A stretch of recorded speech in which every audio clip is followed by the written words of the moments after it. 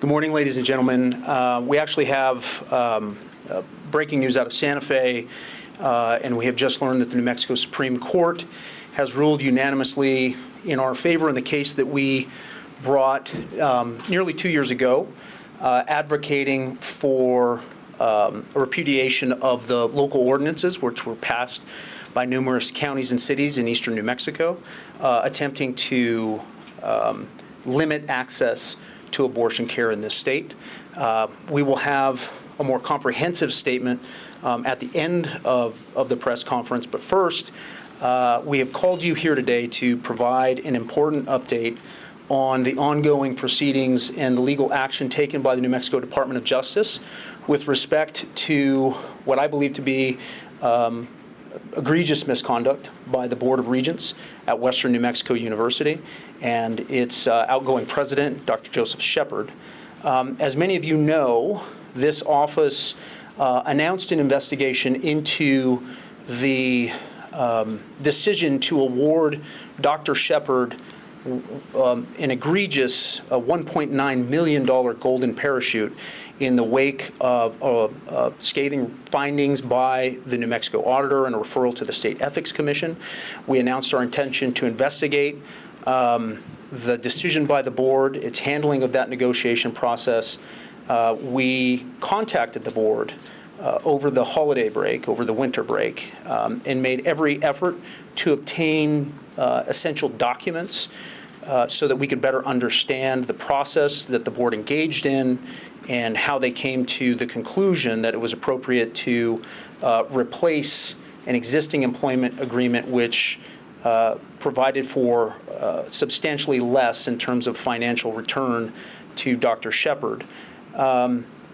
For reasons that we do not clearly understand, the response by the board's counsel is that they were unable to respond to our document requests and the numerous instances that we reached out to them to try and gather information. And we repeatedly asked for both the severance payment agreement and the existing contract agreement, and were told repeatedly that no one was available to provide that information. And yet, somehow at the same time, administrators and leaders at the Western University somehow found the ability to process the $1.9 million payment on January 2nd.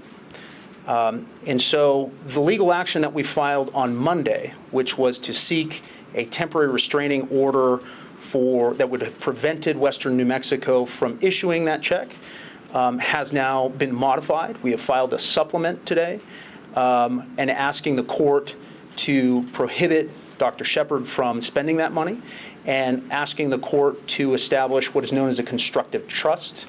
And that would be basically a place where the monies would be deposited until we resolve the underlying legal dispute.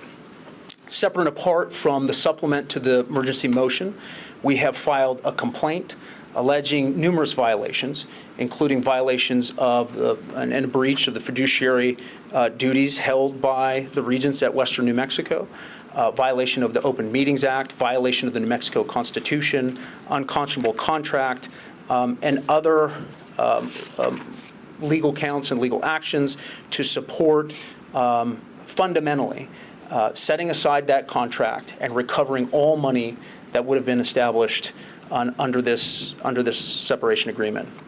I can tell you personally, the level of greed and self-dealing and arrogance that has been exhibited throughout this process and frankly throughout the last year and a half has only been amplified by the actions and mismanagement of the Board of Regents at Western New Mexico and the actions of Dr. Shepard. We do not yet know who is responsible for ordering or directing the financial staff at Western New Mexico to go forward with processing the payment, but I can assure you that we will take every available measure to get to the bottom of how that decision was made, who made the decision, and how that process unfolded. More importantly, I'm proud to be joined today by Speaker of the House, Javier Martinez, who has been a strong partner and has worked with us on a number of issues.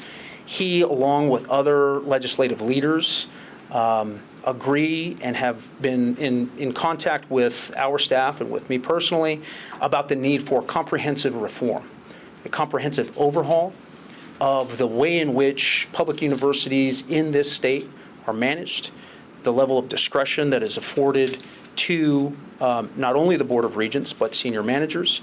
And we have put together a team that will be working collaboratively to address a range of issues for a legislative package that will be introduced during the upcoming legislative session, which will include such areas as how regents are vetted and selected, how and under what circumstances they can award contracts and severance payments, and streamlining the process for removing them from office whenever they breach their duties to the public and the institutions that they were appointed to serve.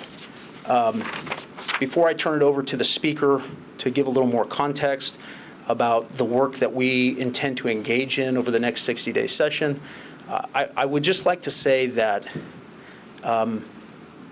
separate apart from the legal arguments, which I know can be hard to track, the one thing that everyone should bear in mind is that the leadership at every institution, including Western and the Board of Regents, have, by accepting their positions, accepted a duty not only to the public, but to the students that they are intended to serve. My own family was lifted out of poverty because they were able to access public institutions in this state, and their experience is the experience that a lot of New Mexicans still have. Their parents work hard, they save money, they do everything they can to give their kids a better life and a better future, and we still have students in this state who have food insecurity, who have housing insecurity, who work part-time jobs. Their parents are struggling, their families are struggling to pay these bills, and it is absolutely disgraceful that the people who have been entrusted with making sure that they get the education they need to build a better future have instead used that opportunity to enrich themselves, to go on lavish taxpayer-funded trips, and then when they are held to account, to hand out a golden parachute to one of their pals. That will not stand. And I don't know yet if we're going to be able to prevail in court and in our legal actions, but I am sure that we're going to be able to come up with a system that better reflects the values and the interests of those families and those students to protect them and to protect the taxpayers going forward. And with that, Speaker Martinez. Thank you, Mr. Attorney General. I appreciate the work you've done and your staff holding this particular institution and these particular actors accountable. Look, at the end of the day, this is about safeguarding the money of the people of the state of New Mexico. And this is about ensuring that no one is above the law. These are public institutions funded through the tax dollars of taxpayers. In this particular case, this is in a public institution in an otherwise pretty impoverished part of our state.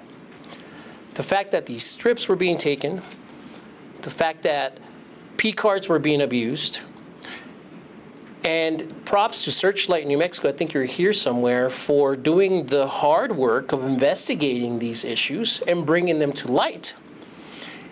And yet once it was brought to light, these regents chose to give out a golden parachute to a person who perhaps feels like they are above the law.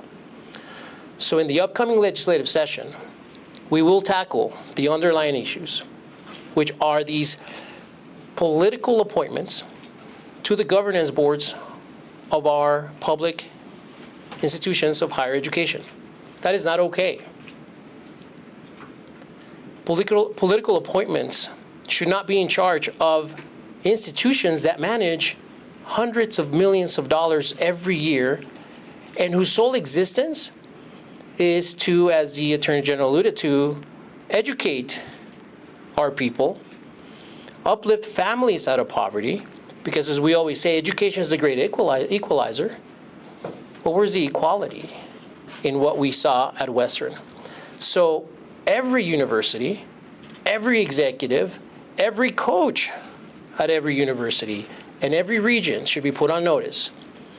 The time of playing political games with our public institutions is coming to an end. And so we will work together with the Attorney General, with legislative leadership in the House and the Senate, to ensure that we put an end to this practice of doling out these positions for the sake of politics. Thank you. With that, we'll open up for any questions you may have. We'll start with Joshua. Yeah, Joshua Bowling, Searchlight, New Mexico. I've only had a few minutes to read through your new complaint, but when I start seeing language about violation anti-donation clause, New Mexico Constitution, Open Meetings Act, does this end with a civil suit, or should we expect a criminal case in the future? At this point, we haven't ruled out that possibility. I can't say that we have any evidence that would support that conclusion at this time, but we certainly have the ability in this agency and do on a regular basis conduct parallel investigations, and we will certainly be examining that. And if we discover evidence that would support a criminal investigation and prosecution, we'll certainly pursue it. Kevin Opthal, the Albuquerque Journal. I hope you can take two things. Number one is, I think in the beginning of your intro, you said the payment went through last week. This would be before the contract said he was supposed to get it when he stepped down on January 15th. I just want to underline the fact that the university seemed to breach its own agreement. And then in your news release on December 21st, you talked about an investigation, an inquiry in your office about the Golden Parachute, while the Ethics Commission is wrapping up the investigation. When you said that was before the restraining order. Are this the same thing or different? So there's a couple of important things, and I'm glad you brought up the timeline. As set forth in the supplement that we filed to the request for a hearing on the restraining order, our attorneys initiated contact with the university, made them aware that an investigation was underway, and began immediately to ask for documents. We specifically were asking for a copy of the severance agreement itself, because we hadn't been provided with a copy yet. It wasn't until we received that copy of that agreement, not by Western, but by Dr. Shepard's counsel, that we were aware of the terms that said that the payment should occur by January 15th rather than on January 15th. Because of that language, on January the 3rd, we immediately sent a letter to the university notifying them that a payment should not be issued. We did not know at that time, and we were not informed until 5 days later, that payment had already been issued. So so while we are asking for documents and we are being told that no one is in the university to provide responsive documents, they are simultaneously expediting the payment request, expediting that process. And we do not yet know how and who was responsible for expediting that request. What is, I think, concerning to us is the timing of the resignation of the Regents suggests that Dr. Shepard himself was in sole control of the administration and operation of the institution, which means he had ultimate responsibility for making sure that the finance department expedited payment to himself. We don't know yet how that process happened, but as you can imagine, a $1.9 million severance is not a normal part of payroll, right? And it is news to me and probably news to the speaker, having worked in a number of state agencies. The ability to process an extraordinary payment like that does not usually occur within 12 days. And it certainly doesn't occur when that agency is on Christmas break.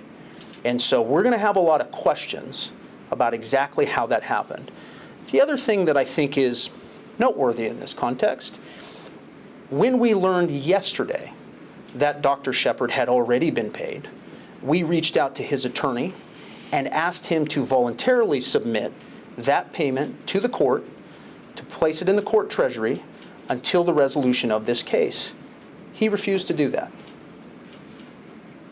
We asked point blank for him to put the money in a place not deliver it back to us, give it to the court, until the court could determine the merits of our claims, the merits of the action. He refused. And so this gives rise to and reinforces the previous concerns that we have about who is exercising fiduciary duty on behalf of Western. Faith. I'm Faith McKay-Wincy. I'm glad that you touched on that because we have concerns as well. I did reach out to the university yesterday or the day before asking if that was issued already, the $1.9 million. And if so, if it's already in his account, how does that process go with, the fact that you filed a motion for a temporary restraining order? But I guess now filing the supplement asking the court to prohibit him from spending the money is now underway. So that's good. And then I'm also happy that you also touched on my next question too, because I had an interview with the governor and I was concerned if this was going to bring any changes forward to the legislative session. So you guys touched on that. But my third question, are there any further consequences that they can face apart from them being asked to step down moving forward? Because it's a big deal. And the fact that you did some digging, you asked his attorney to, about the money in the funds, and they still went out their way within a 12-day process to make sure he got those funds in his account. It's kind of like no accountability at this point, it seems. Well, that's exactly the purpose of filing these actions, is to bring some accountability. We, under the current Constitution, the process for removing the regents requires us to file an action in the Supreme Court to hold an extraordinary trial, effectively, in front of the Supreme Court. It's a cumbersome process, and one that I think will probably be the subject of a good deal of deliberation. And I can tell you that one of the other things that we will also be exploring, probably prospectively, unfortunately, is the liability that regents may potentially face in the future should they knowingly breach fiduciary duty.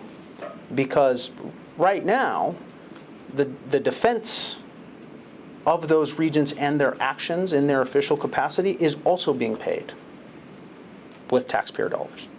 And there are certain limitations, I think, that need to be placed on the way in which taxpayer dollars are utilized to defend the actions of people who breach their fiduciary duty when they knowingly engage in that process. I know in the business world and in the corporate world, there are limitations about how far a company will go in defending the actions of individuals, especially their board of directors, when they breach a fiduciary duty.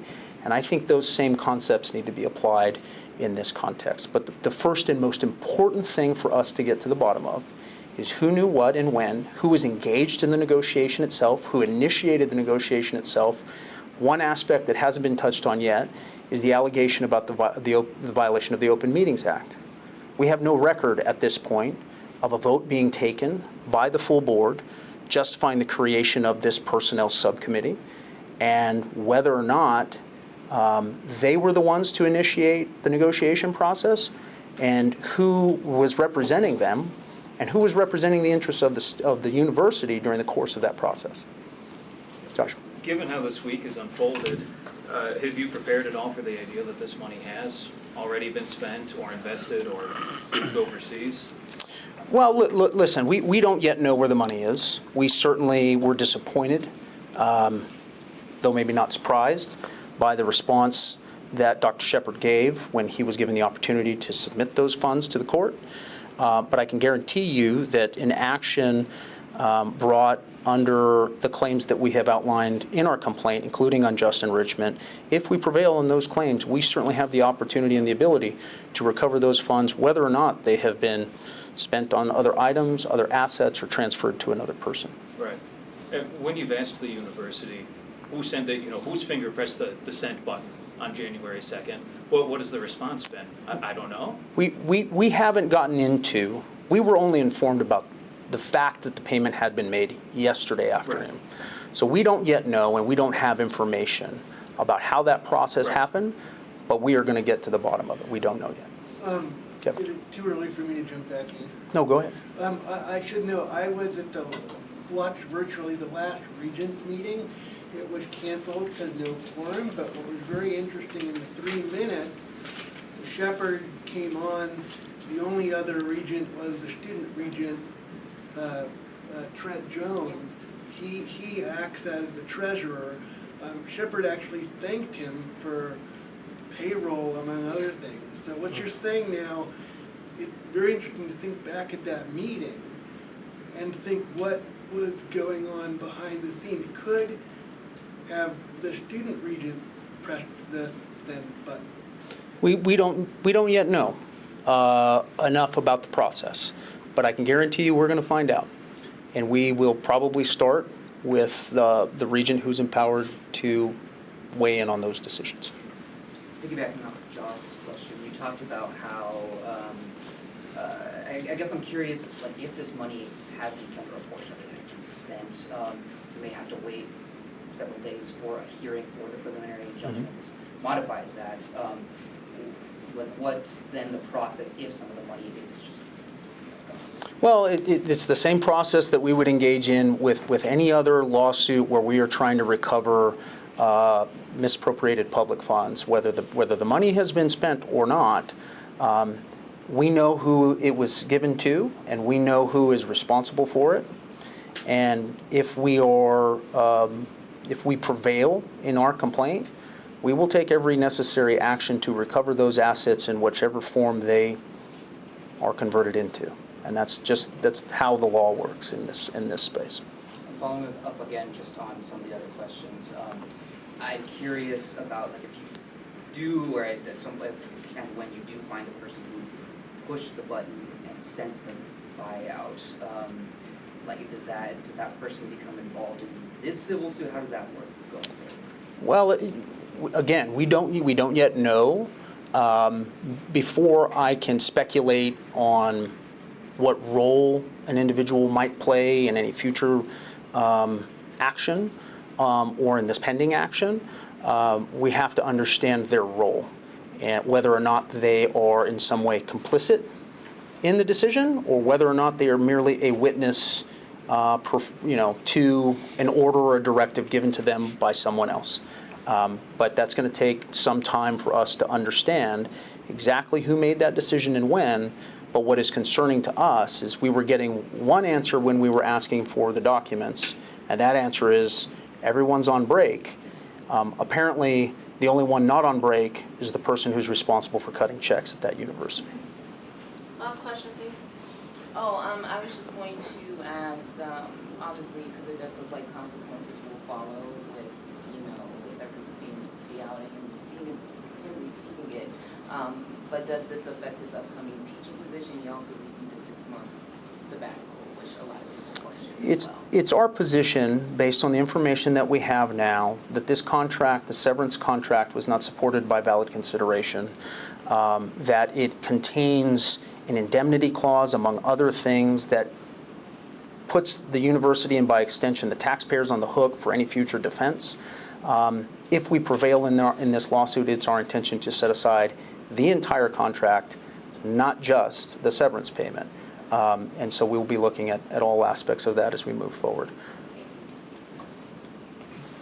For this, Jessica Barron with Channel 13, that's for the speaker. Yep. With just a few weeks before the legislative session, have you guys already reached out to other senators, congressmen and women? And how confident are you that you guys can get all of this changed by the end of these 6 days? Yeah, no, we have. And in fact, there have been efforts in the past to reform the process through which regents are appointed just in general. We are now also looking at ways to hold these government institutions accountable to prevent this type of behavior. I know that the Attorney General has had conversations with Senate leadership as well. I've had conversations within my caucus already about this, and I expect full bipartisan, bicameral support for the accountability work that we're going to do this session. Zach, you're new, you can have the last question. Zach Raúl with KOB. I was just wondering have you heard from any of the other regions that are listed in this, and if so, has there been any response? No, the only communication that we've had has been through their council. And so, we will continue to work through council. They're now named in an action, and that's the appropriate way to move forward. One of the issues that is concerning to me is what happens in the instance where, as in this case, we believe that there's been a breach of fiduciary duty on behalf of the regents themselves. Who's acting as counsel on behalf of the university, right? And it's a nuanced legal question, but it's an important question to understand. Do the lawyers who represent these individuals, do they represent those individuals to the exclusion of Western University? Or who is actually speaking up and representing their interests? One of our concerns is that there was not a voice and there was not adequate legal representation for the interests of the students, and certainly the interests of the faculty members. I mean, I think the fact that the Faculty Senate voted unanimously to set aside and repudiate this contract speaks to the fact that this action does not have the support of the student body, does not have the support of the faculty and staff, and so it begs the question, whose interests are being served by the actions taken by the Board of Regents and by extension, their attorney?